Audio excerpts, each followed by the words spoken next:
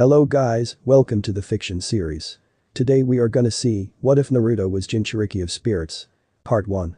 If you want more awesome fan fiction like this, don't forget to hit that subscribe button, so without wasting any time let's get into the video. Naruto was really mad. He had been tied to the training post, and even though he and his team had just passed, both his teammates and his sensei didn't even try to untie him. "Some team," said Naruto as the sun had just set behind him, "at least I got some food." "Grumble, or hardly any," said Naruto as he hung his head in defeat after his stomach made its opinion heard. "Why couldn't I just have a team, or even a sensei that actually cares about me?"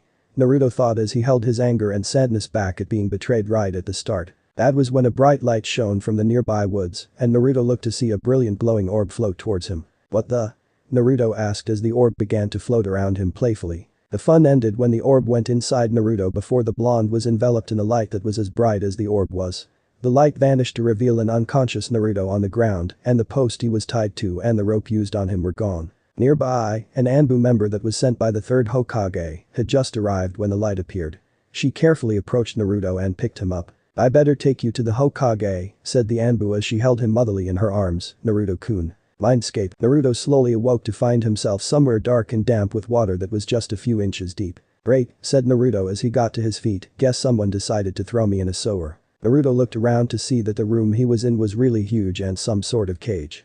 The blonde then felt a dangerous aura from the cage and took a few steps closer before a deep dark voice spoke up. "So my jailer decides to pay me a visit," said the voice from inside the cage to reveal a giant red fox with 9 tails and a wicked grin on its face. "Hey QB," said Naruto as he took a few steps back from the cage, "how did you get out?" The QB growled and said, "As much as I wish that was true, I am unfortunately still sealed inside of you, we all are inside of your mind." Naruto blinked a few times before he sensed something was behind him and he tuned to see 10 different figures.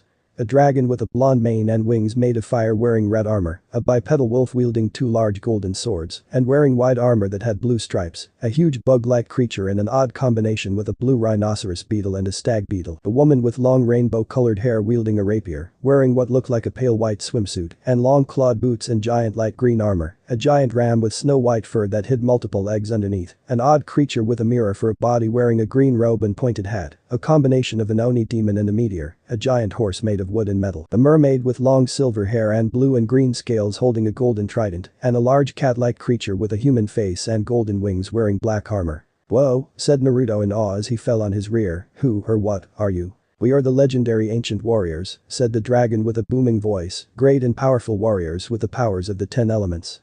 I am ancient Greymon, dragon of fire." "I am ancient Ururaman," said the bipedal wolf, wolf of light and supreme shining beast. "Many have fallen by my blades." "I am ancient Beetleman," said the bug-like creature, "and I am the beetle of thunder, as the force of my wings alone can create the very thunder in the sky." "I'm ancient Kazaman," said the rainbow-haired woman, mystical fairy of the wind.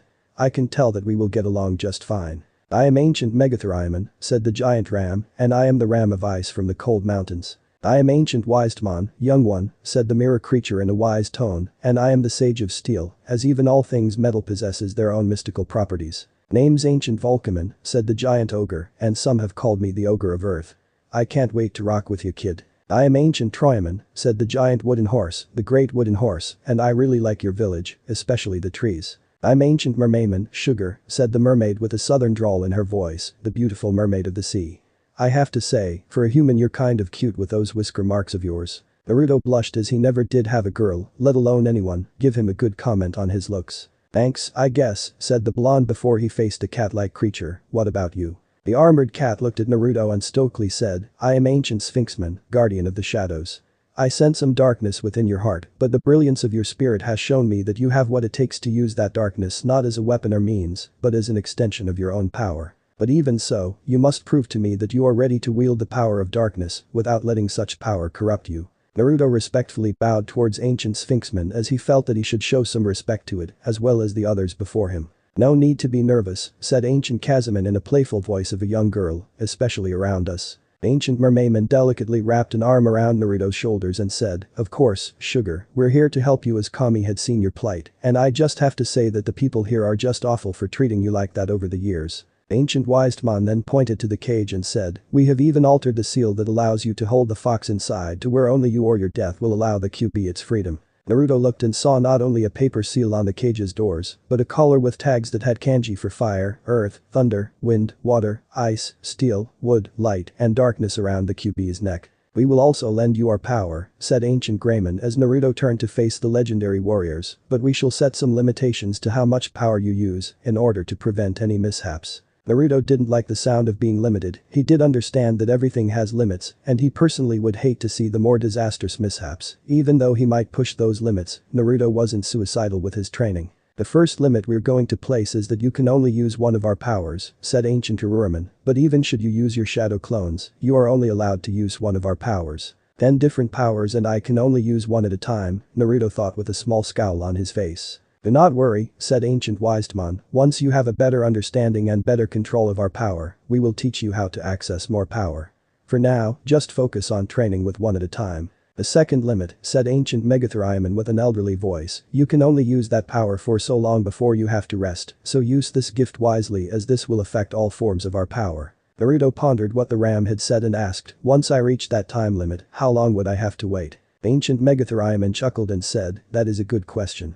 Once you reach that limit, that actually depends on how well your chakra control is, as our power will drain your chakra at a rapid rate, and seeing how terrible your control is, you can use our power for a short time before you have to rest before calling forth our power again. That is only due to abysmal control, but once you gain a proper amount of control, you can use our even longer with shorter rests." Naruto cringed at the time limit and knew that he desperately needed help in that area. "The third and final limitation," said Ancient Sphinxman as he moved his tail around, "our power is only an extension of your own as you become stronger, faster, and sharper. In order for that extension to become stronger, you must also better your own abilities and improve yourself. Our powers are but mere swords that are only as strong and powerful as its wielder." Now that makes perfect sense, Naruto thought as he was already ready to better himself at a moment's notice. What good is a new power if you can't use it right? "Now is the time we grant you our power," said Ancient Greymon as the other legendary warriors stood next to him. "We shall only grant you the power of 2 elements at the moment, and from what we have found, you will like this." Ancient Kazaman and Ancient Mermayman stood before Naruto with 2 small statues in their hands. Ancient Kazaman's 2 statues were a small fairy praying and a harpy on her knees, with her wings spread out, while Ancient Mermayman's 2 statues were a small blue fish and a squid. "We present to you our spirit forms," said Ancient Kazaman as she and Ancient Mermayman handed the statues to Naruto. "You get the power of wind, as it is your natural affinity, along with the power of water, as you do share a bit of a water affinity from your family." Naruto looked at the 4 statues and asked, "Why are there 4 spirits for 2 elements?" Ancient Troyaman looked at the boy and said, "That is because there are 2 forms for each element. A human spirit form and a beast spirit form. Even though the 2 on them are of the same element, their power is quite different, with the beast spirit form being more difficult to control, as they possess almost half of the power any of the Baijas would possess. The only drawback is that the beast spirits have a tendency to be more on a primal level, causing those who have first used them to go wild at the start." The QB growled a bit before it said, "As much as I wish to assert my own power, they are right, kid. Just by looking at the 2 beast forms of wind and water, I can see their great power, and any fool who were not ready for such primal power would easily be controlled, becoming the beast itself." 2 of the statues, the fairy and the fish-looking ones, then changed into their true forms. The fairy statue was now a young girl with long violet hair and clear butterfly wings, wearing a combination of underwear and belts, along with long boots and a metal visor that covered her eyes. The fish-like statue became a small girl with seafoam green skin wearing a blue one-piece swimsuit and a hat with fins sticking out on the sides. "They're really pretty," said Naruto as the 2 girls blushed. "These 2 are the human spirit forms for our elements," said Ancient Mermayman as she gently nudged the 2 girls towards Naruto. "The fairy is Kazaman, the human spirit of wind, and this little cutie is Ranaman, the human spirit of water. You will be taking their forms when you use their powers." "What?" said Naruto with shock on his face. "Are you saying that I'm going to change into girls when I use their powers?" Ancient Sphinxman walked next to Kazaman and Ranaman and said, "Of course, but there are no lasting effects. You will still remain as your original sex, but only your mind will remain unchanged, as your physical body will change to accommodate all of the spirit forms when you use our power." Ancient Kazaman appeared next to Naruto and said, "Besides, it shouldn't be any different than your sexy jutsu and your harem jutsu." Naruto sighed in defeat as he had a gut feeling that there was no way of convincing the 2 of allowing him to place a henge over them. Some of the other spirits were chuckling at Naruto's small little plight before Ancient Greymon spoke up. "We have kept you here long enough," it said, lowering its head to Naruto's level. "You are needed to explain to your Hokage about your power." Naruto vanished as the others began to talk amongst themselves. I believe we made the right choice with agreeing with Kami-sama to aid the young boy, said Ancient Wiseman with the others either nodding or smiling in agreement. Of course, said Ancient Sphinxman with stoic concern, that boy has so much potential that one must have an even worse god complex than even that dreadful fiend. The other spirits nodded as a few of them were slightly angered at how the young boy's life was. Even a Devaman wouldn't do such things to a child. Ancient Mermayman said with a protective and motherly tone. Indeed. Ancient Greyman said with a nod, we must be there for Naruto and aid him with his path. It will not be an easy ordeal, but we must be the family that Naruto deeply desires. Hokage's office. Naruto's eyes slowly opened to see the Diana table in the Hokage's office with a Sandaime and a man with long dusty blonde hair next to the table. Thank goodness you're alright, Naruto, said the Sandaime with relief on his face. When Anbu had brought you here, I almost feared one of my many nightmares had come true. Naruto slowly got up and got off the table and stretched before he saw the other man. You're Ino's father, asked Naruto as the man nodded. Inoichi, right? Yes, said the man, and I would like to apologize for Ino's behavior towards you, she was always a part of the in crowd. We can talk about trying to mend some bridges later as we wish to talk to you about your new condition. Naruto looked over the two with careful examination, trying to find the trust in them. The Sandaime did lose some respect from Naruto for not telling him about the QB, and Inoichi was honestly just another face to the blonde. Naruto soon relented and said, I'm going to tell the two of you about my new power and guests, but only for the safety of the village. Naruto explained about the legendary warriors, the powers that they will grant him and the limitations on them, and even the dangers of the beast spirits. The Sandaime was amazed at the possibilities that Naruto had, and he was also concerned about the beast spirits controlling his figurative grandson. Could you demonstrate to us one of your new powers? Asked Inoichi with curiosity. Crap. Naruto thought as he just remembered something, they never told me how to summon their power. The blonde soon heard Ancient Kazaman speak to him through his mind as she said, just think of our power and treat it like a Justu, you can call it spirit fusion if you like. Naruto nodded and formed a hand seal and said, spirit fusion. Wind. The Sandaime and Inoichi shielded their eyes from the blinding light, and when the light had died down, a girl was standing in Naruto's place. Then Naruto? Asked the Sandaime with shock at the sight before him. The girl chuckled nervously and said, yeah, Gigi, it's me, even though my body, and my voice as well, changed due to the spirit's power, I'm still me, and there's no long-lasting effects from using the power. Once I leave this form or let time limit run out I'll be back to my regular old self. This form goes by the name of Kazaman. The Sandaime let out a sigh of relief before a thought came to him. Naruto, can you use jutsus in your spirit forms? Asked the Sandaime, I would hate for something to happen to you in your current form. Kazaman looked herself and said, I haven't thought about it, but I'm not sure at how well it could be done, since the spirit forms burn up a lot of chakra really fast. I'm going to wait until I get used to using these powers before I try anything else. The two men nodded as it was a smart idea for Naruto to learn more about his powers. Who knows how jutsus could be affected by Naruto's new power. I can't help but have a gut feeling that the council will learn of this, said the Sandaime as he held the brim of his hat, and I think that I may have a good cover story for it. Inoichi and Kazaman looked at the elderly man as he said, we can say that this power was given to him by ancient deities from Naruto's father's side of the family, and that only a few selected chosen of that family can wield such a power. It's not a bloodline, but it should hopefully work, and we can even add how the deities have strengthened the seal holding the QB to prevent any form of mind manipulation from controlling you and the fox. Kazaman nodded as it did sound like a believable cover-up, and it was the truth hidden in plain sight. So, asked Kazaman with a serious tone in her voice, who were my parents, Hokage-sama? The Sandaime sighed as he knew he had to win back some trust as he said, as much as I would love to tell you, I cannot say just yet as such information could be dangerous to have out in the open like that, as both of your parents have had many enemies who would love to have an opportunity to get their revenge by killing their child and legacy. It wasn't what he wanted to hear, but Naruto did understand about how dangerous a name can be in the shinobi world. But, said the Sandaime as he looked at Kazaman, your parents have always loved you, and they even wished the best for you. I can imagine them rolling in their graves right now at how the village has treated you. I'm sorry that I couldn't have told you. It's alright, said Kazaman with a sad smile, I understand why you had to do it. I think we should call it a night, and I would like to try and get a good understanding of this power. The two nodded as Kazaman soon opened a window and spread her butterfly wings. See you later. Said Kazaman as she leapt out the window and flew through the night sky. And Naruto has a great destiny before him, said Inoichi as the two watched as Kazaman flew towards Naruto's apartment. Indeed, said the Sandaime, Naruto has the greatest potential than I have seen in all of my years. Sakura's house. Sakura was in her room as she was preparing to go to bed and hopefully to have wonderful dreams of her precious Sasuke-kun. I can't believe that I'm finally on a team with Sasuke-kun. Sakura cheered as she skipped around in her pink nightgown, although I wish that cheating baka wasn't on the same team, he's just dead weight. Verizette looked out her window briefly to see a young girl with violet hair and crystal butterfly wings flying through the sky. "What the?" said Sakura as she looked out her window to watch the butterfly girl perform a small loop-de-loop in the night sky. A fairy. The fairy soon disappeared into the darkness of the night as Sakura couldn't believe her eyes. She has heard of summoning jutsus, and she remembers reading about the QB attack 12 years ago, but to see a creature of myth and legend just fly by her home, unbelievable. Was that really a fairy? Sakura thought to herself as she continued to look through the window, a mischievous magical creature of the forest. Sakura soon laid down in bed in wonder of what awaited her and her team. I wonder if Sasuke believes in legends. Sakura asked herself before drifting off to sleep. Naruto's apartment. Naruto had arrived at his apartment that he personally owned, since no one wanted to live near him and the landlord refused to house him, so the deed was given to Naruto and was being kept by the Sandaime.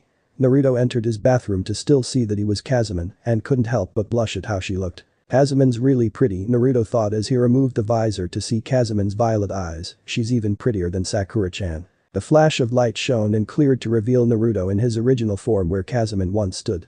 "Time's up," said Naruto as he felt really winded. They were right, that did take a lot of chakra. After getting ready for bed, Naruto tiredly approached his raggedy bed and fell on the mattress. "What a day," said Naruto as his body felt weird from using the legendary warrior's powers. "I wonder how things will be now that I have such power." The blonde drifted off to sleep, not knowing about what was planned for him in the future. Digital world, eternal void. The lone figure lazily floats within a void of everlasting darkness, ever since his defeat by the hands of those brats. "How could I have lost to those pathetic worms all those years ago?"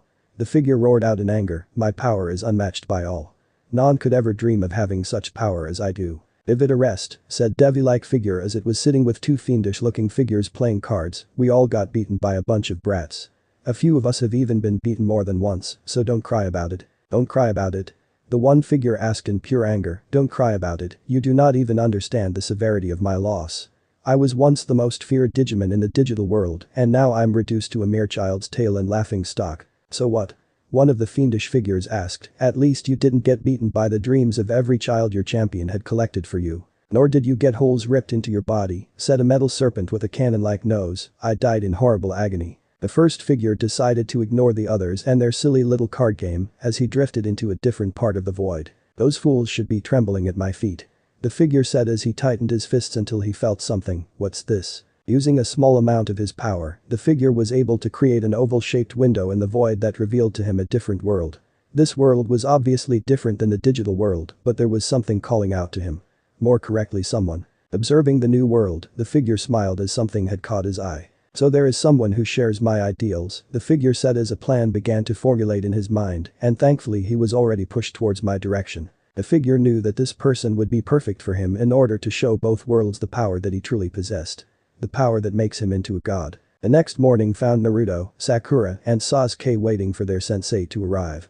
Naruto had decided to keep his powers a secret for the time being, as it would just be a waste of breath considering his teammates. "Hey Sakura-chan," said Naruto as he turned toward Sakura, "since it might still be a while till Kakashi-sensei gets here, you think that?" "No way baka," said Sakura as she punched Naruto, sending the blonde into one of the posts. "Damn it," Naruto said as he sat against the post, "that what I wasn't going to ask, but you can forget about it now." The blonde felt his wounds healing as Ancient Mermaid's voice entered his mind. "That girl really needs to calm herself down before that attitude of hers do her in," said Ancient Mermaid as she observed Sakura ogling Sasuke. "She could have at least let you finish what you were going to say before hitting you like that. Probably didn't help that I have constantly bugged her about going on a date with me," Naruto thought as he got to his feet and dusted himself off. "Hopefully Kakashi-sensei can at least teach us something after whatever missions we might have." Kakashi soon arrived as he said, "Sorry I'm late, but my shower wasn't working, so I had to go to a friend's house and borrow theirs." Sakura and Naruto gave their sensei an accusing look as the two of them said, "Liar." The legendary warriors sighed at the man's attitude, knowing that asking Kakashi for anything would be like having to move a rock without actually touching the rock. After doing a few missions, Team 7 had returned to their training ground when Naruto asked, "Hey Kakashi-sensei, you don't happen to know anything about chakra control, do ya?" Sakura rolled her eyes and said, "Of course Kakashi-sensei would know about chakra control, idiot, he's a jonin, so he probably have amazing chakra control to even allow him to use advanced jutsus that only the Hokage can perform." Naruto hid his agitated look as he said, I was only going to ask him if he could help me get a better handling on my chakra, that way I'm not recklessly burning it up. Now, said Kakashi as he faced Naruto and Sakura, there's no need to be at each other's throats, we're supposed to be a team. I will teach you chakra control later, but right now we should work on our skills. Naruto mumbled to himself, only for Sakura to say, what was that, Baka? Naruto's mouth lightly twitched as he then said, I said, some team we are. You guys left me tied to the post last night without even coming back for me. Sasuke scoffed as he said, that just proves how much of a dope you are for not knowing even the most simple of escape techniques. Kakashi soon stepped in and said, calm down everyone, now Naruto, you need to show more appreciation towards your teammates if this is going to work out. Naruto's fists tightened before he relented with a sigh as the rest of the day was just spent on sparring with him, mostly not learning anything from the instructor. After the others left, Naruto sighed in frustration at not getting the training that he needed. I'm on my own from here, said Naruto as he carefully looked around and saw that he was alone, time for my own training. Spirit fusion. Wind. The bright flash shone as Naruto was replaced with Kazumi as the fairy began to stretch. Let's see what I can do, said Kazumi as she looked at the training posts as small pink swirls of wind gathered on her fingertips, hurricane wave. She threw her hands towards the posts as streams of pink tornadoes struck the posts, sending small grass blades and dust away. Not bad, said Kazumi as she soon got on her hands and began spinning, tempest twist. The momentum of Kazumi's spinning created a large tornado that soon engulfed all three posts as Kazumi jumped back onto her feet. She's fast, Naruto thought as he examined the evaporating tornado, and her attacks could probably literally blow anyone away. Now let's see how I am with flying, said Kazumi as she quickly flew into the forest, not knowing about a pair of eyes watching her that soon followed her.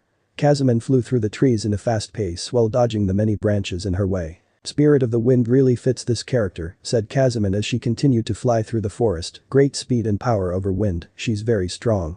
Plus she is kind of cute. The sound of rustling leaves took Kazumi's attention away briefly, causing her to not see the tree she smacked into.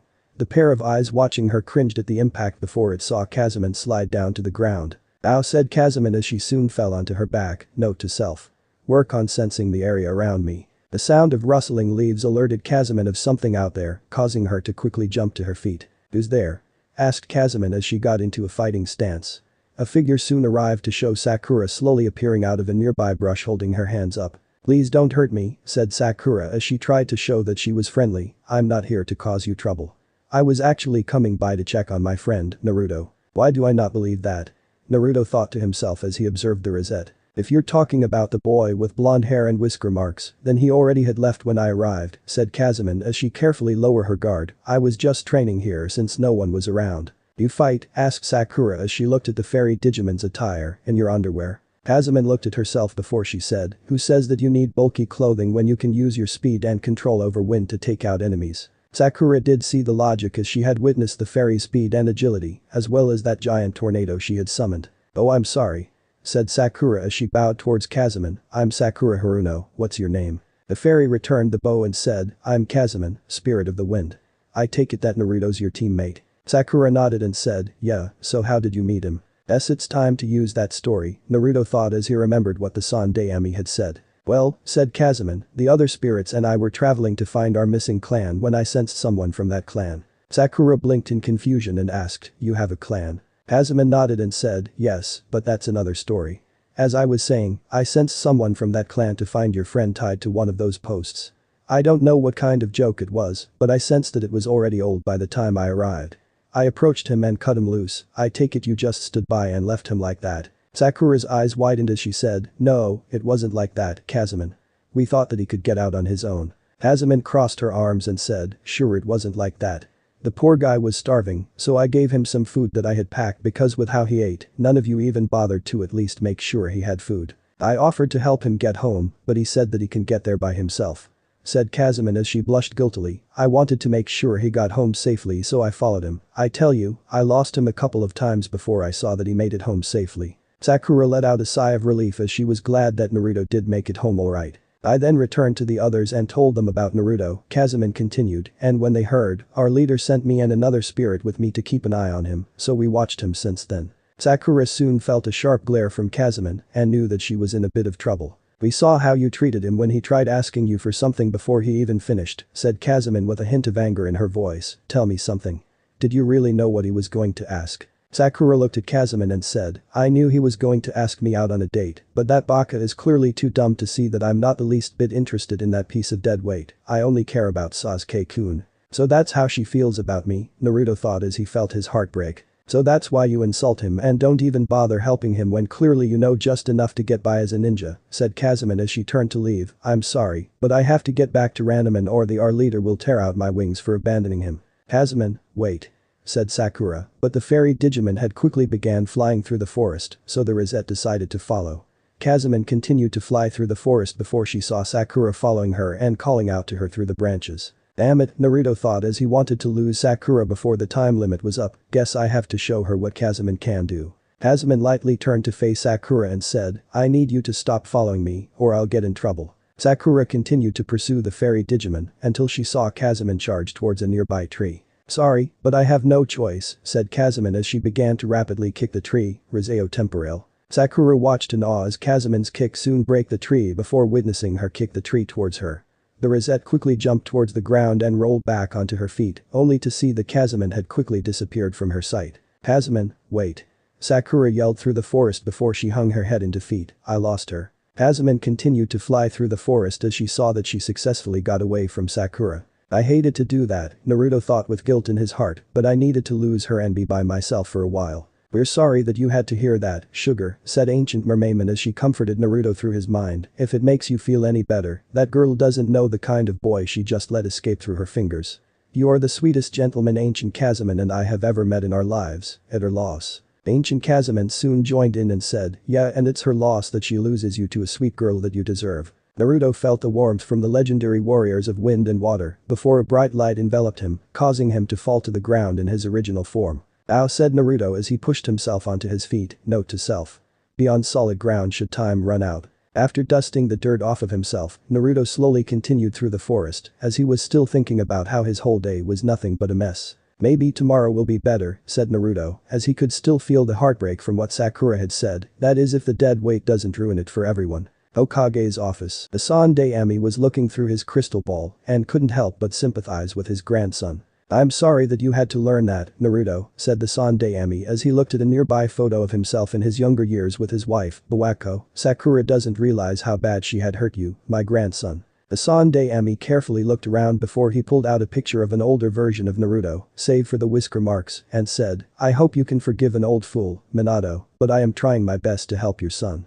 Hopefully the legendary warriors can help him where I can't. The Sensei quickly hid the picture of Minato as he had a feeling that the legendary warriors would end up being the family that Naruto had always dreamed of having. Aburami clan compound. Naruto slowly opened his eyes to find himself in an unfamiliar place that he had never seen before. Glad to see that you're awake, said a familiar voice as Naruto looked to see a young boy with spiky black hair wearing black sunglasses and a tannish green jacket that covered his lower face. Where, asked Naruto as he slowly sat up, where am I? The boy handed Naruto a small cup of tea and said, you are in the Aburama clan compound, Naruto, or more correctly, my room. Naruto carefully looked at the boy and then asked, do I know you? You really don't remember me? Said the boy with a stoic voice, I'm Shino Aburami, we were in the same class together and we even somehow graduated together. Naruto took a sip of the tea and said, sorry, you just didn't stand out much to me. The blonde then saw some small containers with different bugs in each one of them as Shino said, I found you in the forest passed out while I was hunting for new specimens when my Kakashi beetles sensed something nearby. In fact, they are still sensing something and it's coming from you. Naruto choked a bit on the tea and said, well, please do not lie to me, said Shino as Naruto felt a hardened glare from underneath the sunglasses. I know about what you carry, and all I have to say is that I am not like those who see the ill that was fed to them. In fact, my entire clan and I respect you as the hero for holding the QP back. Naruto relaxed a bit as he took a sip of his tea. No, said Shino as he continued, I am talking about something else as there is a different wavelength that is in your chakra. Naruto wasn't sure about what to say until he heard Ancient Beetleman speak to him. I think you can trust him with knowing about us, said the legendary warrior of thunder. Something about him is telling me that he is almost like you with how you hold both us and the QB bring him inside your mind so we could meet him. Well, said Shino as he saw Naruto contemplating something. Naruto soon relented and said, I think it's better if I show you. Naruto held out his hand to shake while his eyes were closed and waited until Shino grabbed his hand and did the same. Shibi watched the two as he had a feeling that there was more to Naruto than what many believed and were told. Mindscape. Shino opened his eyes to find that he and Naruto were in some kind of sewer in front of a large cage. I take it we are in your mind, said Shino as he looked at Naruto before looking towards the cage, and I take it that the Kyuubi is being held inside that cage. Naruto nodded as Shino then looked to see the legendary warriors that stood outside of the cage. Meet the legendary warriors, said Naruto as he pointed to each one as he said their name. There's Ancient Greymon, Ancient Garuraman, Ancient Beetleman, Ancient Kazaman, Ancient Megatheriumon, Ancient Wistemon, Ancient Volcaman, Ancient Troyaman, Ancient Mermaimon, and Ancient Sphinxman. Everyone, this is Shino Aburami. Ancient Kazaman flew towards Shino and said, it's nice to meet you Shino. Shino didn't respond as he was too busy staring at Ancient Beetleman with awe. Hello? Asked Naruto as he saw the stoic face on the Aburami. Shino, are you there? Shino then moved towards Ancient Beetleman before he suddenly said, what an amazing specimen, he is just magnificent. The legendary warrior of thunder blushed at the compliment and said, I'm flattered that you think of me like that I guess. Shino continued to examine Ancient Beetleman and said, to think that you held such powerful and magnificent beings inside of you is one thing, but he Ancient Beetleman is a being that even we Aburami would only imagine to exist only in legends. Well, I am honored to meet someone such as yourself, said Ancient Beetleman as he gave Shino a serious look, but we would like to ask you about our host. Shino understood the question and said, I see Naruto as not only an ally, but as a friend who shares the similar burden and those in my clan carry the Kakashi beetles inside of our bodies. I would even see Naruto as an equal and hopefully a friend, Great Beetle-sama. Ancient Beetleman blinked and said, Great Beetle-sama, eh? I kind of like the sound of that. I like you Shino, you're a swell guy. Now you two should get going, I believe we kept you here long enough. Shino gave the legendary warriors a bow as he and Naruto vanished with Ancient Beetleman, knowing that the Aburami will be a great friend towards the blonde. Training field number 7. Sakura and Sasuke were waiting near the posts when from the distance they saw Naruto and Shino heading towards them. So that was you? Said Naruto as he couldn't help but chuckle as Shino lightly nodded, and to think that those guys thought it was me slipping itching powder on them. The two stopped near Sakura and Sasuke before Shino said, it has been nice talking to you, Naruto-san, but I better get to my team. I do hope to talk to you later. Naruto watched Shino walk away and said, I can't wait to talk to you later as well, Shino. After Shino vanished into the distance, Sasuke looked at Naruto and said, what was that about dope? Naruto turned to face Sasuke and said, Shino was just telling about the few times he pranked the instructors that kicked me out by using his Kakashi beetles to give them bug bites. He's a really good friend, how did I not meet him earlier? Sakura gave Naruto a deadpan look and said, you actually like him? He's a creepy loser with an obsession with those disgusting bugs. Irizette soon froze as Naruto gave her a sharp and frightening glare as he said, do not disrespect my friend like that. Shino has told me so many cool things about the bugs that he and the Aburami clan study. Like how ants can lift 20 times their own weight or how there is actually a bug that find your scent faster than any dog can, that was once used by the Aburami clan during the ninja wars. You're lucky we're on the same team, Sakura, because I dislike those who disrespect my friends. Sakura felt a shiver down her spine as Naruto went to a nearby tree to examine it. What was that about? Sakura asked herself as she shook her head. Naruto had never spoken to me like that, and he didn't call me Sakura-chan. Irizette had originally planned on talking to Naruto after what Kazaman had told her, but she was a bit afraid since she already got her blonde teammate upset with her. What do I do now? Sakura thought as Kakashi soon arrived to begin their day of missions and training. The day had ended as Kakashi and Sasuke had left after the team had spared a few rounds. Hey, Naruto, asked Sakura as she carefully approached Naruto, when we were waiting for Kakashi-sensei yesterday, what were you going to ask me? Naruto looked at Irizette and said, I was going to ask you if you wanted to train a bit and see if you knew anything about chakra control. Nothing too serious, just some warm-ups, but what would a dead weight like me know? Sakura froze at what the blonde had said, while Naruto was mentally scolding himself for revealing that bit of information that Sakura had told Kazaman, aka him. Who told you that you were dead weight? Asked Sakura concerned about Kazaman being nearby. I never said that you were dead weight, you're a part of the team, Naruto. Naruto looked at Sakura with a serious tone and said, that's not how I see it Sakura. It's always Sasuke-kun this and Sasuke-kun that and while I try to be your friend, all I get is a beating with a side of insults. The dates didn't even have to those kinds of dates, but just spending time together as friends, even if I did have a crush on you. But I soon found out that sometimes having a crush can lead you to be crushed. Sakura couldn't believe what she had heard as Naruto soon left, as he mentioned something about getting some extra training on his own. Finding her nerve, Sakura then yelled, you're just jealous that I like Sasuke-kun way more than you as I could never hang around a stupid baka like you. Irizette triumphantly turned around and walked away with her head held up high, not knowing of the pained look on Naruto's face, as her words echoed in the wind. Forget her, Naruto said as he fought back the tears as he had done in the past, you don't need a pathetic one-sided crush like that anymore. I will find a nice girl who will be as sweet and kind as I have dreamed before. Naruto continued to walk away, not knowing a pair of pale eyes watching him. One day, Naruto-kun, thought the owner of those eyes with a sweet dreamy smile on her face, one day, I will gather up my courage to tell you that I love you. Kakashi sat near a tree as he observed a shadow in the distance as his radio chimed. This is Sasuke, said Sasuke's voice from the radio, I made it to point B. Sakura reporting, said Sakura's voice as she chimed in, I made it to point C. Naruto here, said Naruto's voice as he chimed in, I'm waiting in point A. Take it easy, Naruto, said Kakashi as the shadow then quickly moved away, the target is moved. I repeat.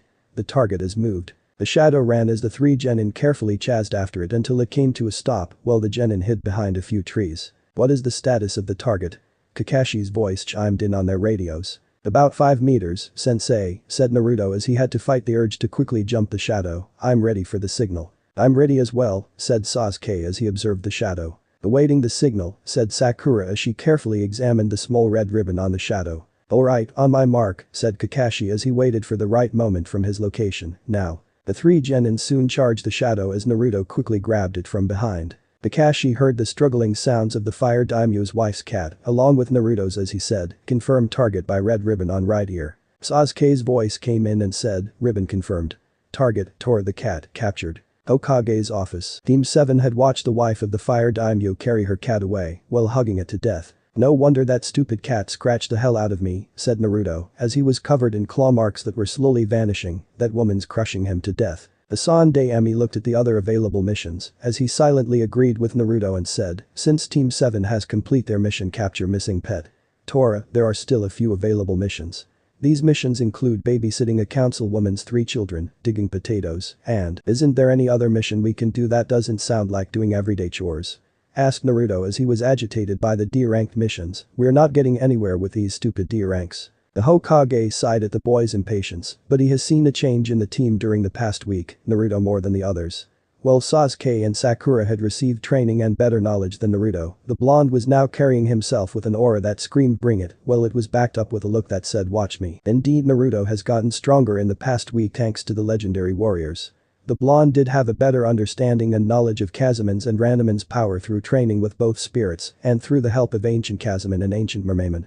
Naruto eventually gained access to the spirits of thunder and fire, Beetleman and Agunaman respectively. Naruto's chakra control was still horrible, but through his stubbornness, Naruto had extended his time limit by an extra 30 seconds. Naruto was still waiting to access the power of the beast spirit, but the legendary warriors had told him that he wasn't yet ready for them. Beast spirit or not, Naruto thought as he looked at the Sensei with expectation, I'm ready for whatever mission is next. The Hokage smiled and said, alright, we do have a C-ranked mission, you 4 are to protect and escort our client back to his home in Nami. Bring him in. The team looked to see a middle-aged man step in with a tipsy step as the bottle of booze in his hand proved that the man had a bit much. So this is the ninja team that's supposed to protect me? Said the man with rosy cheeks, a bunch of brats. Naruto looked at the client and said, we're more than just a bunch of brats sir. The man looked the blonde over and said, whatever, just don't get me killed, I'm the great bridge builder Tazuna. After Tazuna had left, Kakashi faced his team and said, alright, go get your things packed and meet me and Tazuna at the gate in 20 minutes. The Hokage watched Team 7 leave as Iruka asked, are you sure they're ready for this, Lord Hokage? The elderly man leaned back on his chair and said, I know that they are just genin, Iruka, but know that Naruto is right about us holding them back. They will never grow into the ninja that is needed if we kept them here and hold their hands constantly, we can only be there for them as support. Iruka looked out the window as he thought, I know, but I still worry about Naruto my little brother. On Hagakure, gates. It had been 25 minutes as Team 7, minus Naruto, and Tazuna were waiting when the blonde had arrived. You're late, Naruto. Said Sakura as she glared at the blonde. Hey, can't I tell my friends goodbye before I leave the village on a potentially dangerous mission? Naruto countered, sending a small glare of his own toward Sakura, who knows, it might be the last time they could ever see me. Alright, settle down you two, said Kakashi, now that we're here, let's get moving as I'm sure that Tazuna-san would like to get home. Sakura huffed as she and the others walked through the gates, but she couldn't help but scold herself mentally. Since that little outburst of hers last week had caused a rift between Sakura and Naruto, to where the blonde would just treat her like a member of the team and would mostly train on his own or hang out with Shino. At first the week was almost a dream come true for Sakura, but as time had gone by it felt empty without Naruto. Trying to ask her on a date or try to cheer her up after Sasuke rejects her it almost felt like the part of her childhood before she met Ino when the other kids picked on her because of her large forehead. No, I don't want things to go back to that, Sakura thought as she hated those memories. I want things to go back to how they were before. I can't believe I'm saying this, but I actually miss Naruto trying to talk to me, and I miss being friends with Ino. What do I do? How about trying to get him to be friends with us again? Said inner Sakura. I for one really didn't mind Naruto's company, as some of the jokes he had pulled before were really good. Oh, what would you know, Sakura thought as she pushed her inner self away. What has he ever done for you? He's just being a pain to me, spoiled brat. Half towards Nami, Team 7 and Tazuna were walking down the road when Naruto and Kakashi noticed a puddle of water on the road. Maybe I should have brought an umbrella, said Naruto as he examined the sky while Kakashi was thinking of something else. Before anyone could act, two masked men with large gauntlets chained together appeared and had the Jonin wrapped up in the chain. Say goodbye. Said one of the men as he and the other pulled their gauntlets to slice Kakashi to bits. You kids are next. I don't think so. Said Naruto as he got into a fighting stance. Sakura, protect Azuna while Sasuke and I handle these two. If things get bad, run. Sakura pulled out a kunai as Naruto and Sasuke charged towards the masked men. Hope your parents are ready to bury their child. Said one of the men as he went to slash Naruto, only for the blonde to duck. I don't have to worry, said Naruto as he pulled back his fist. I'm an orphan. Naruto punched a man in the gut as Sasuke had kicked the other man in the jaw, making the two disconnect the chains. The two didn't see the man quickly past them and aimed for Sakura, and when the attack was about to attack, Kakashi quickly swooped in and clotheslined the two men in the neck. Kakashi sensei. Said Sakura as the Jonin unsealed some rope to tie the two unconscious men together. You're alright. Kakashi looked at his student and said, of course I'm alright. Did you really think I could be taken down that easily by a misplaced genjutsu? That was when Kakashi turned to Tazuna and said, why did you lie about the mission? These two are the feared demon brothers, so tell me, why would ninjas target a simple bridge builder? Tazuna sighed as he knew he was caught and there was no way of getting out. Alright, said Tazuna as he knew he had no choice. I'll tell you why. Hokage, Hokage's office. The Sensei was sitting in the office as he was working through some of the demonic paperwork when teammate had entered. Kurenai here reporting that the mission, rooftop repair, was a complete success, said a woman with long black hair and red eyes, wearing white bandages over a red shirt. Good job, here is your pay, said the Hokage, when a small dog appeared in his office and handed him a scroll. Kurenai saw the Sensei's eye widen and knew that it wasn't good. What's wrong, Hokage-sama? Asked Hinata with concern in her voice. It appears that Team 7 had ran into some unexpected trouble due to false information, said the elderly man, getting a shocked look from Hinata and a questioning hum from Shino. I'm guessing that dope couldn't handle a single bandit mission outside the village, laughed a boy with spiky brown hair and long red fang-like marks on his cheeks, wearing a gray furred jacket while a small white dog sat on his head. Shino turned and looked at the boy as his glasses slightly moved to show a small sharp look in his eyes. I ask that you do not disrespect Naruto-san in my presence, Kiba, unless you and Akamaru want fleas for the next week. The boy and dog flinched and kept their mouths shut, while the Sensei gave the Aburami a questionable look. Naruto-san? Asked the elderly man as he looked at Shino, why do you call him that? Shino adjusted his glasses to cover his eyes and said, I respect Naruto for who he is and his secrets, Hokage-sama. He had also won the respect of the Aburami clan, as Naruto-san will always be a welcome guest at our compound. The Sensei lightly smiled at Naruto, not only making a new friend, but gaining the respect of an entire clan. Very well, said the elderly man as he handed a scroll to Kurenai. This scroll contains details of Team 7's mission and their destination. Now hurry before the worst happens. Teammate nodded and quickly left, while the Hokage looked out his window in deep thought. Please be safe, Naruto, the Sensei thought as he watched teammate rush through the village. Half towards Nami, Team 7 and Tazuna had decided to continue with their mission after the bridge builder had revealed that the ninjas after him were hired by a powerful drug lord named Geto, and that the bridge that connected Nami to the land was the only way to stop Geto's influence. Kakashi agreed, but he had sent word to the Hokage to send in backup as soon as possible, as who knows what other ninja might appear. As they continued walking, Naruto heard something in the bushes and quickly dashed towards it and pulled out a small white rabbit. You scared me, little guy, said Naruto as he held the rabbit by the ears. Who wants white rabbit stew? Kakashi ignored that rabbit's frantic struggling as he thought that rabbit's fur shouldn't be white during spring unless someone had kept his inside. Then that means everyone, said Kakashi as he tackled everyone to the ground. Get down. The giant sword had just barely missed them as it was soon embedded into a nearby tree as a man with short spiky black hair, with bandages over the lower half of his face, wearing gray pants and winter camouflage leg and arm warmers. Team 7 and Tazuna quickly got up with the genin surrounding Tazuna, while Kakashi got into a fighting position. I should have known that nothing would ever get by the famous copycat ninja, said the man as he looked at Kakashi. Isn't that right, Kakashi of the Sharingan? Sharingan? Asked Sakura as she knew that only those of the Uchiha clan possessed the legendary Taijutsu. Kakashi lifted up his hit eye to reveal a red eye with 3 tomos in the iris. How does he have the Sharingan? Sasuke thought as a heavy mist blanketed the area. Naruto was surprised that his sensei had something like the Sharingan, as the blonde had actually expected to see a gaping hole where Kakashi's previous eye was. I need you 3 to run and get Izuna out of here, said Kakashi, as he kept his focus on the man on the sword, that's Zabuza Mamachi, the demon of the mist. He's too powerful for you 3 to handle, so while I deal with him, take Izuna out of here. Naruto tightened his fists and said, I agreed to take this mission no matter the risks, and I am not going to let this guy scare me that easily. Kakashi could feel the steel-like resolve in Naruto's words and knew that it would take more to get the blonde to back away, as he then sensed Sakura's and Sasuke's resolve. You got guts, Gaki, said Zabuza as he soon appeared between the genin and Izuna, too bad that I'll end up ripping them right out of you. Kakashi quickly replaced himself with his genin team and Izuna before cutting the Kiri ninja with a kunai, only for Zabuza to turn into water. The water clone, said Sakura as she and the others regained their balance as more Zabuzas appeared. Kakashi quickly ran through while slashing each Zabuza before he saw Zabuza standing on the nearby lake and went to attack him.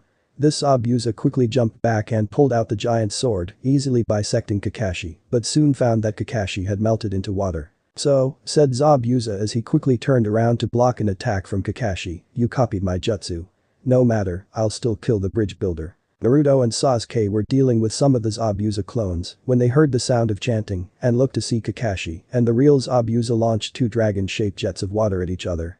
The 2 jonin then met at the center before another Zabuza appeared and trapped Kakashi in a sphere of water while the other charged towards the genin. I'll take care of him, said Naruto as he formed his cross-hand seal, multi-shadow clone jutsu. The legion of Narutos appeared and quickly dog-piled the man until they were all launched when Zabuza quickly swung his sword. Sasuke, shouted Naruto as he threw a folded object towards said person. Sasuke caught it and smirked before he turned around as the object unfolded to reveal a windmill shuriken. Sasuke threw the shuriken towards Zabuza and the Kiri ninja was ready to bat it away when the weapon flew by him towards the other Zabuza. So you saw through the clone?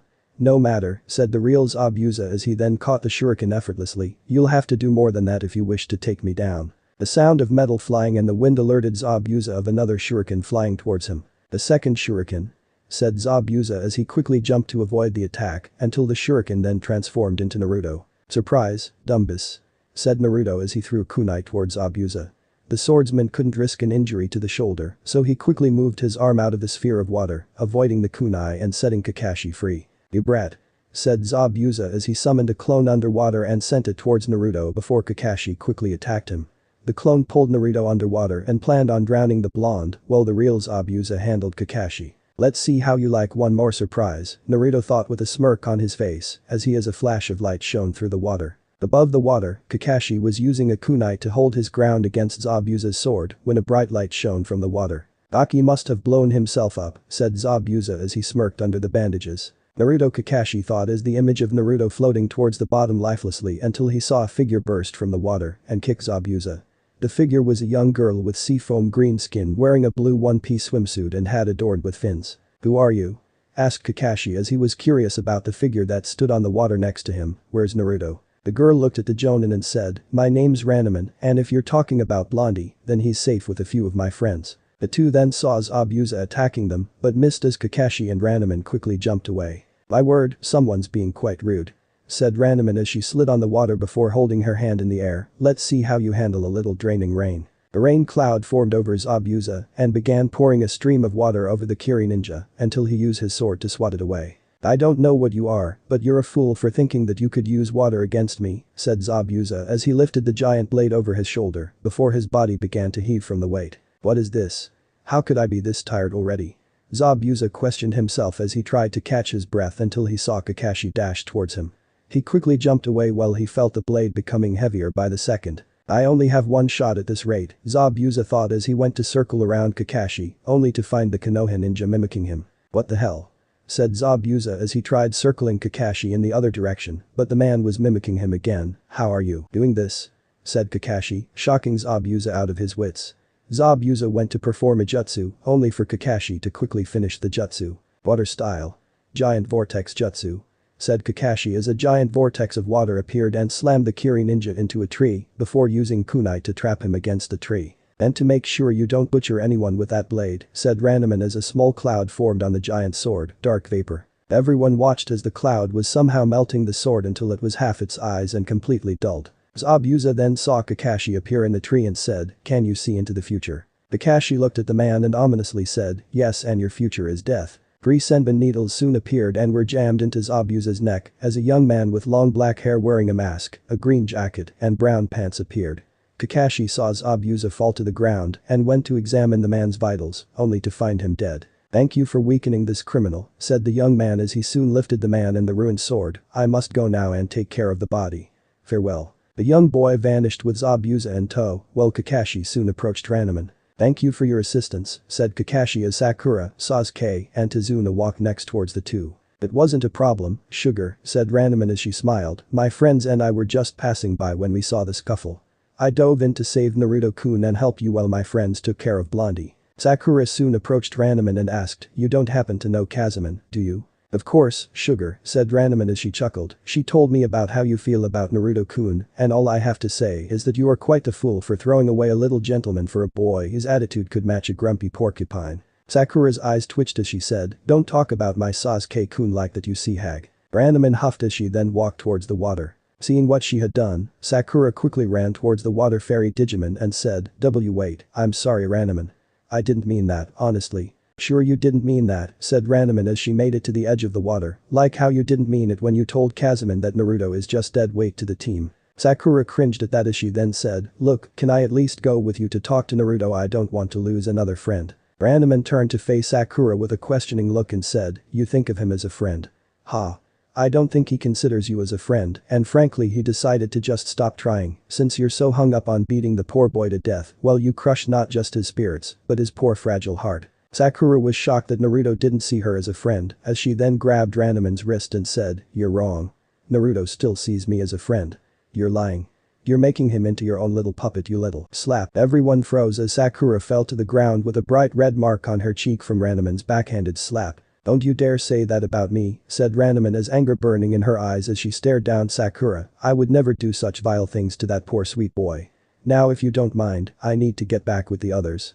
We'll have Naruto wait at the docks in Nami." Sakura watched as Ranaman dove into the water and swim away as she felt the stinging mark on her face. Teammates soon arrived to witness what had happened as Kurenai asked, "What happened here and who was that?" Shino calmly looked around and asked, "Where's Naruto-san, Kakashi-sensei?" Kakashi looked at Kurenai's team and said, "It's a long story, but we must get Tazuna home before any more troubles start." It wasn't a few steps later that the silver-haired jonin fell to the ground, scaring everyone around him as his world had gone dark. Kakashi. Naruto stood on the edge of the docks as he soon saw a small boat arrive carrying his teammates, Kurenai's team, and Tazuna. When the boat got close enough, Sakura quickly jumped onto the docks and hugged Naruto. "Naruto," said Sakura as she hugged the blonde, "I'm glad you're alright, you're not hurt are you? That Ranaman didn't do anything bad to you, did she?" Naruto carefully pushed Sakura away and said, "I'm fine and I don't know who you're talking about. I passed out underwater when that water clone dragged me and when I woke up, I was here." Naruto looked over Sakura's shoulder to see Kurenai holding Kakashi up and asked, "What happened to Kakashi-sensei?" "Just a little chakra exhaustion, Naruto," said Kakashi as he was completely drained. "I used my Sharingan too long, but we should get to Tazuna's house. He agreed to take us in while we protect him and help out on the bridge." The blonde nodded as he soon saw Shino and said, "Hey Shino, didn't expect to see you here. How have you been?" Shino shrugged and said, "Alright. I'm just glad that you are okay, Naruto-san." "Come on," said Tazuna as he waved towards the Konoha ninja, "we can talk more at my house." Everyone nodded and followed the man through the rundown village towards his home. Beto's hideout. A short man with tannish brown hair wearing a suit walked into a room where Zabuza was resting on the couch, holding the ruined sword in his hand. "I hired you to kill Tazuna, and here you are licking your wounds after getting tossed around by a copycat and a little water fairy?" asked the man as one of his bodyguards chuckled until the giant blade was rammed into his body, sticking him to the wall. "That wasn't an ordinary water fairy," Zabuza growled at the hit to his pride. "If she was able to damage the Kubikirabacho with that jutsu of hers, then one can only imagine what she can do to a person with it." The sword was returning to its original shape as the bodyguard struggled to free himself until he limped over the blade. "Now that the Kubikirabacho's fixed, all we need to do is wait for me to get better, and I'll handle that bridge builder, and this time, I will kill all who stand in my way. Right, Haku?" The figure appeared from the shadows to reveal the young man as he pulled the sword free from the wall and returned it to the owner. "Of course," said the young man as he removed his mask to reveal a feminine-looking face, Zabuza-sama. The young man then faced the shorter man and said, "It would be wise to leave right now, Gato, I still have to tend to some of Zabuza-sama's wounds." The man grunted as he and his remaining bodyguard left, leaving the two alone. "Keep an eye on the boy," said Zabuza as he leaned back on the couch. "I can't shake the feeling that he and that water fairy are connected somehow." Haku nodded and said, "As you order." Tazuna's house. The Konoha ninja and Tazuna had arrived at the bridge builder's home, and they had just finished dinner when Kakashi spoke up. "I hate to break this to everyone, but Zabuza is still alive," said the Jonin as everyone looked at his with complete shock. "But how is that possible?" Sakura asked. "You even said that his future was death, and you even checked his vitals." Kakashi laced his fingers together and said, "I know, but something wasn't right when the hunter nin arrived and took Zabuza away. All hunter nins are to dispose of the body right at the spot, and yet, he took him away. That hunter nin also used senbon needles to strike at the pressure points on Zabuza's neck. Pressure points when struck like that causes a death-like state," Kurenai finished, getting a nodded from the cycloptic Jonin. "Okay, but even if Zabuza was somehow still alive," said Sakura, "that sword of his is completely useless, thanks to Ranman." Kakashi let out a sigh and said, "That might be the case were it a regular sword, but that sword is one of the legendary swords of the mist, Kubikirabacho. That particular sword could be completely dulled down to the hilt, as all it would take to repair it would be the blood to its victims." "Great," Naruto thought as he remembered melting the sword as Ranman, "there goes turning that sword into crap." "So how long do you think we have until he returns?" asked Kiba with Akamaru lying underneath his chair. Kakashi looked at everyone and said, "I'm only guessing on this, but he may come back in 7 days. So until then, we are going to train for when that day arrives as we protect the bridge builder." Forest. The Konoha ninja arrived in a forest as Naruto, Sakura, and Sasuke were watching their sensei, who was on crutches, stand before them. "Alright, time for you to learn how to climb trees," said Kakashi with his trademark eye smile, "without using your hands." Kurenai shockingly looked at the Jonin and said, "You're now teaching them chakra control. My team already knows that and the water walking exercises." Naruto looked towards Shino as saw the Aburami lightly nod, confirming that he knew the exercises. Kakashi demonstrated how to perform the exercises as Kurenai's students decided to work on their own training. "All you have to do is focus your chakra onto the bottom of your feet," said Kakashi as he hobbled back down to the ground, "but you must the amount correct, too little and you just slip right off, and too much will knock you away." Kakashi then tossed a kunai to each of his students and said, "Use these to mark your progress." "Alright," said Naruto as he focused his chakra, "here goes." Naruto ran towards the tree and after a few steps he was violently blown off. Now Naruto groaned as he slowly got back onto his feet, guessed that was too much chakra. Sasuke then approached a tree as he focused his chakra before running towards it. He felt his feet slipping after 7 steps up the tree when he slashed his mark and jumped back. "You're so amazing, Sasuke-kun," said Sakura before she focused her chakra. She was able to take 10 steps before she had to jump away after leaving her mark. "This is going to take a while," Naruto thought as he heard the legendary warrior of wood crying in his mind, "Sorry ancient Triman."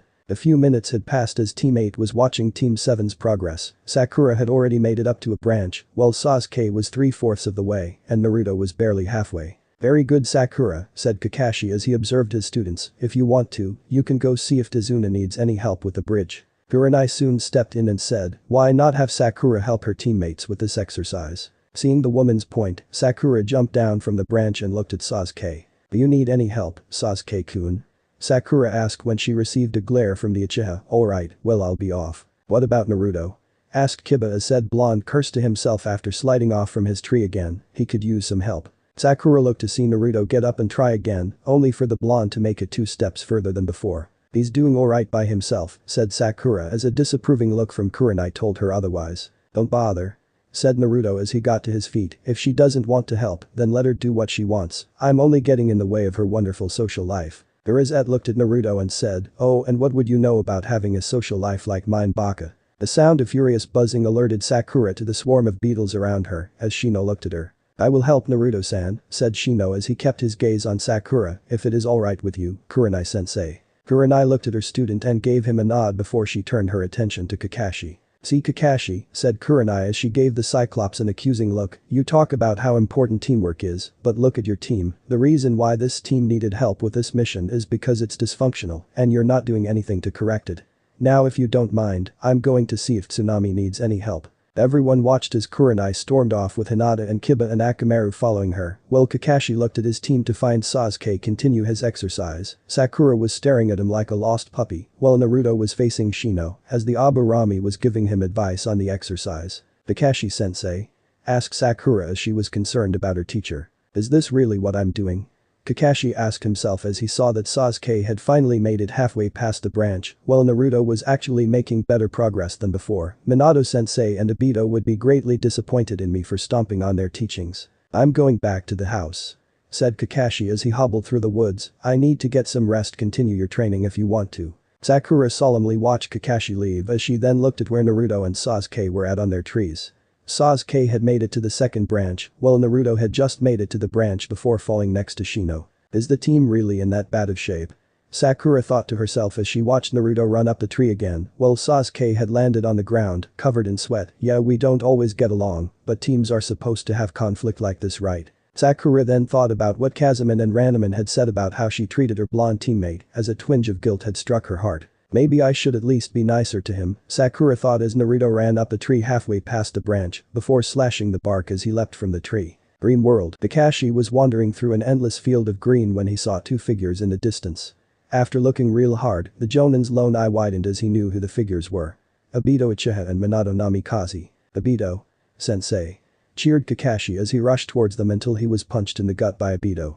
Kakashi fell to his knees, holding his stomach, as he looked up to see the look of disappointment in both Obito's and Minato's faces, and felt heartache and pain just by staring at them. "You've disappointed me, Kakashi," said Obito as he stared at the man with his lone eye. "Didn't you learn anything after that mission the day that I died?" Kakashi looked to see that Obito's remaining eye was a fully matured Sharingan, and the glare was laced in pure venom. "I'm beginning to think that I was wrong in giving you my eye," said Obito as he turned to walk away. "Obito, wait," said Kakashi as he tried to crawl towards his friend. "Come back." "Kakashi," said Minato as the sound of his name gave said man chills down his spine. "You have disappointed me as well.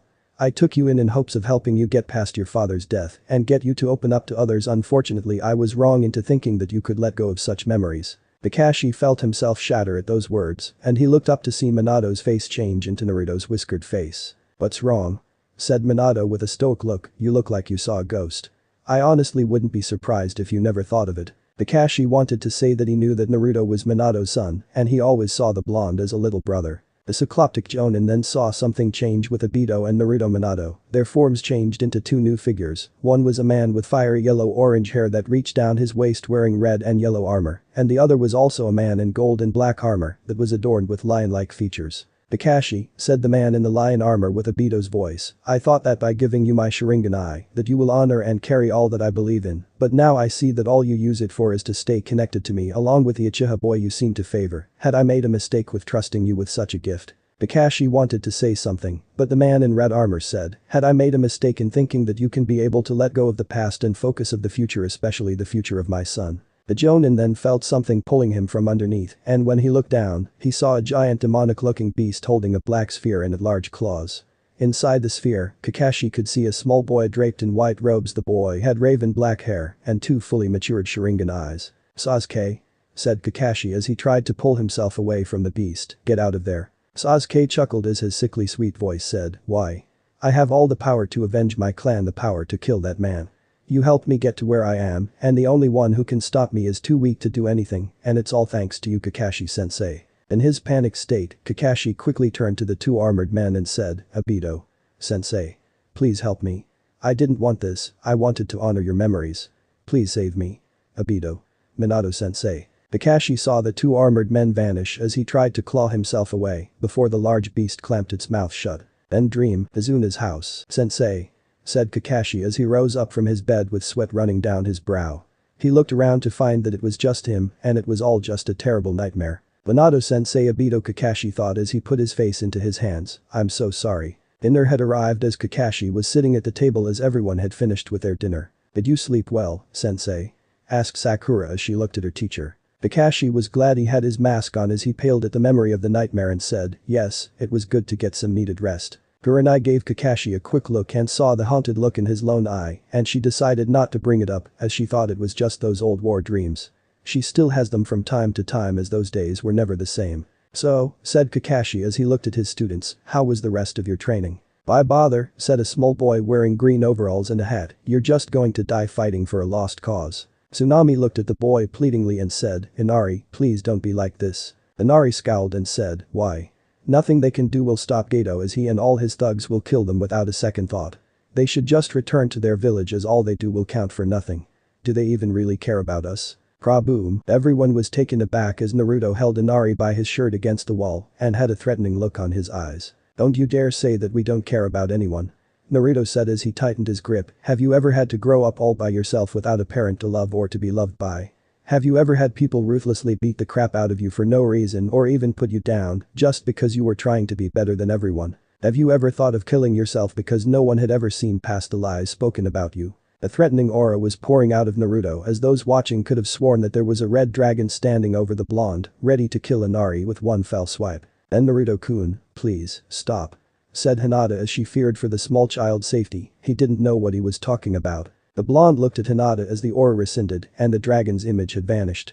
Naruto gave one last look to Inari before throwing the boy to the side and headed towards the door. "Naruto," said Kakashi with slight authority in his voice, "where are you going?" The blonde looked at Kakashi and said, "I'm going out, don't wait for me." Naruto exited the house as he slammed the door behind him, shaking the whole building and leaving everyone shocked and paralyzed at what had happened. What was that? Sakura thought as the image of the dragon was burned in her mind. Was that really Naruto? Sasuke couldn't believe what he had witnessed. That amount of killing intent was insane. He had never felt fear like that since the massacre of his clan. Kakashi and Kurenai wanted to question what had happened right there, as that killing intent had actually paralyzed them to the core. But that wasn't the QP, Kakashi thought as he remembered feeling its killing intent years ago. That was something else, something that even Ibiki himself would fear. "Kakashi-sensei," asked Sakura as she slightly settled her nerves, what was Naruto talking about? Kakashi let out a sigh as he decided to mention parts about Naruto's life. "Naruto had said Kakashi as he tried to find the right words without revealing too much about said blonde, very rough life.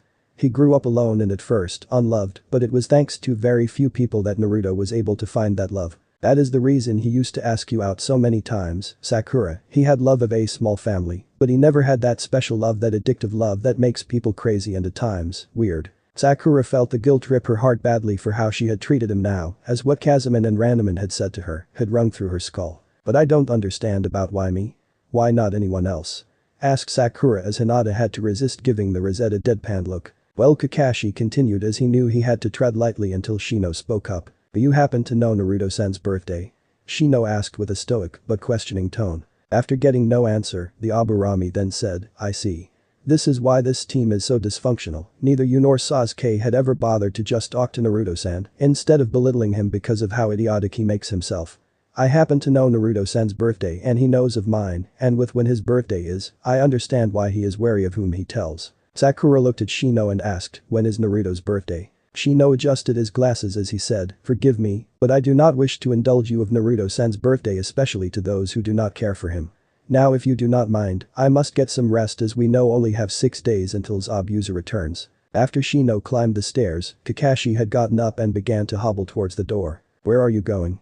asked Sakura as Kakashi opened the door. Before he walked out, Kakashi said, "I'm going to do something that I should have been doing from the start, and if all of you are smart you are to stay here as Kurenai will be temporarily in charge until I return." Kurenai gently smiled as the silver-haired Jonin closed the door behind him as she knew what the man was going to do. Forest. Naruto laid on the ground after letting his clones beat the hate out of him, much to the legendary warrior's chagrin. "They warned me about letting myself fly off the handle like that," Naruto thought as he remembered that ominous aura when he had confronted Inari. "I can't risk becoming wild like that if I'm going to have even a splinter's chance of controlling the beast spirits. But there are better ways of dealing with some of those wild emotions that doesn't involve literally beating yourself up," said ancient Wisdom. "You can meditate, do some gardening, yoga, and even just sleeping." "But those won't work," said Naruto as he got to his feet as the soreness left his body. "Not for me anyway.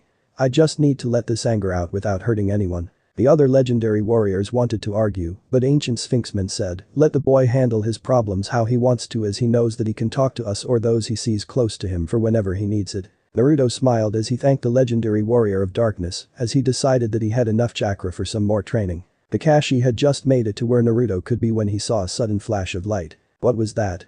Kakashi thought as he increased his crippled pace. Please let Naruto be safe. When he arrived, Kakashi's uncovered eye widened as he saw the man in red armor throwing multiple punches and kicks. "What's he doing here?" Kakashi thought as he saw the man in red armor look at a tree and tightened his fists. "Alright," said the armored man as he formed a hand seal with a cloud of dust flying from his feet, "time to try something." As he the cycloptic ninja thought as the armored figure ran towards the tree and took a few steps before slipping and smacking his face into the tree, training. Training for what? Arg. Damn it. The armored man cried out as he held his injured face, "I'm back at square freaking one." The man got to his feet as he took in a deep breath and let it out as he said, "Keep it together, man. Don't need Burning Greymon destroying everything and risking everyone's lives." Who's Burning Greymon? Kakashi thought as took a step forward and inadvertently stepped on a twig. Snap, who's there? Said the armored man as he turned towards the source of the sound and took a fighting stance, fists igniting with destructive fire. "Show yourself." Kakashi decided to step out of the shadows, getting a shocked look from the armored man as the flames in his fists had gone out and said, "You have nothing to worry about me. I just have some questions for you that I was hoping you can answer." "That depends, Kakashi," said the armored man as he quickly covered his mouth with a panicked look on his face. The Jonin hummed as he said, "You know of my name, yet I do not know yours. Care to explain?" The armored man uncovered his mouth and stood thoughtfully, as if he was contemplating something. The man in red began nervously, "I'm a friend of Ranaman's. I'm a Gunaman and I'm part of a group that was sent to keep an eye on Naruto, your student." "Nice to meet you, a Gunaman," Kakashi said with an eye smile, "although I do have some more questions for you. One, for example, is how much do you know of my squad in their mission?" The Gunaman let out a sigh as he said, "Only what Ranaman had told me as a couple others, and I were helping your student. You guys are protecting some bridge builder guy from that Zabuza character. That's all I know." Kakashi studied the figure before him as he then asked, "I heard you mentioning about a Burning Greymon. Who is he?" The armored blonde nervously gulped as he then said, "Burning Greymon, he's my more primal and wild form, and I could never keep him under control. I've never called forth his power, but I know I wouldn't be able to handle the amount of power he has at the moment. Have you tried to call forth Burning Greymon's power before?" Kakashi asked as this might cause trouble for the village. "No, I haven't," a Gunaman admitted slight hesitation as he then looked at his hands, "but I can feel him sometimes when I get angry and fly off the handle sometimes. The only way I can think of taming this anger is either by training or having the others beat the living crap out of me." The Jonin took note of what was said as he then asked, "I saw you trying to do the tree climbing exercise with little progress. Were you watching us?" "Yeah." A Gunaman admitted as he scratched the back of his head, "I kind of really like the idea of climbing trees without your hands, it's really cool." "You know," Kakashi said with a small smile under his mask, "you remind me of Naruto. If you don't mind me asking, why are you and your friends watching Naruto? Is there something about him that has caught your group's interest?" "I'm really not sure if I should tell you," a Gunaman said with a sigh. "Kazuman had already revealed to that pink-haired student of yours, Sakura. I think her name was about how we have a clan and Naruto could be a part of that clan." "And what clan would that be?" Kakashi asked as he only knew of the Uzumaki clan. "We really don't know actually." A Gunaman sadly admitted, "We've actually been asleep for so long that we can't remember, but we do know that Naruto has this aura about him that is similar to that clan." Kakashi hummed before he said, "Well, it's getting late and I better make sure my student is safe. It was nice talking to you, a Gunaman, and I wish the best of luck to you in your training and finding your clan." The Gunaman nodded as Kakashi soon hobbled away into the forest's darkness. What a Gunaman didn't know was that the Jonin had used a gain jutsu to hide behind a tree as he left in order to closely watch him. "Alright," Kakashi thought to himself as he studied the armored warrior, "let's see how much you really know." Before any form of training could begin, a Gunaman suddenly collapsed onto his knees as a bright light enveloped around him. When the light vanished, Kakashi was once again surprised as he saw Naruto at the same exact spot as a Gunaman, breathing heavily. "Damn, did I really push it?" Naruto said out loud, unaware of his sensei watching him. "I'd thought Kakashi sensei wouldn't leave. I'd hate having to explain about my power before." Naruto never finished as he soon collapsed onto the cold ground in complete exhaustion while his teacher rushed towards him. Seeing the blonde unconscious, Kakashi let out a sigh as he heard Naruto breathing and said, "Total chakra exhaustion. That power of his must have used a lot of chakra, even for an Uzumaki." Looking at his student, Kakashi began to ponder about his unconscious student. If a Gunaman was Naruto and a Gunaman was Ranaman's friend, then could that mean that Naruto was also Ranaman? Impossible, the Jonin thought as he remembered the two jutsus Ranaman had used during the fight with Zabuza. Naruto doesn't know any other jutsu beside the Shadow Clone, his sexy jutsu, and the basic academy jutsus. Kakashi thought back to when they met up with Naruto. He remembered the blonde breathing heavily, as if he just ran through one of Guy's insane training regimens. How did Naruto get to the docks anyway? Kakashi asked himself as Naruto had never mentioned about how he got there before they did, nor had he mentioned anything about Ranaman's friends. Kakashi then suddenly remembered that flash of light he saw. If that flash of light had revealed a Gunaman to be Naruto, then back at the fight with Zabuza the blonde was underwater where that flash of light had appeared before Ranman did. Naruto was no as Ranman and a Gunaman. Kakashi thought with surprise at what Naruto had hidden from him. The Jonin chuckled as he then said, "You have quite the destiny ahead of you Naruto Namikaze Uzumaki." So this part ends here. Alright, that's it for today's video guys. Let me know in the comments section how was the story, and also don't forget to like, share and subscribe. I will meet you in another video. Bye bye.